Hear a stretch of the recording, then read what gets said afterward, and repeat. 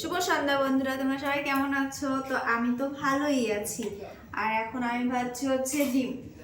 আসলে কি বলতো, তোমাদের দাদা ভাইয়ের শরীর খারাপ, তো ঠান্ডা জ্বর লেগেছে, এখন বায়না করেছে ডিম ভাজা খাবে। তো তার জন্য আমি ডিম ভাজছি। আর এটা খাবে হচ্ছে ছেলে, আর এটা ভাজছি হচ্ছে ওর বাপির জন্য। তো ডিমটা কি বলতো, তোমাদের দাদা ভাই কোনো সময় একটা ডিম খায় না, যখনই খাবে দুটো করে লাগবে, মানে দুটোর বেশি দিলে আরো ভালো হয়। তো চলো আমি ডিমটা ভাজি, তারপরে তোমাদের দেখাচ্ছি। এ দেখো আমার ডিম ভাজা হয়ে গেছে। এই দেখো, বাপ আর ছেলে দুই প্লেটে ডিম ভাজা। এরকম ডিম ভাজা হলে না, ভাত গরম ভাত খেতে কি মজা। তো চলো, ভিডিওটা কেমন লাগলো, ভালো লাগলে তো লাইক করে দিও। দেখো এখানে ছেলে বসে ডিম খাচ্ছে, দেখো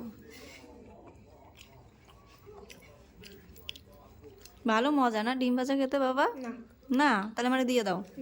কেন?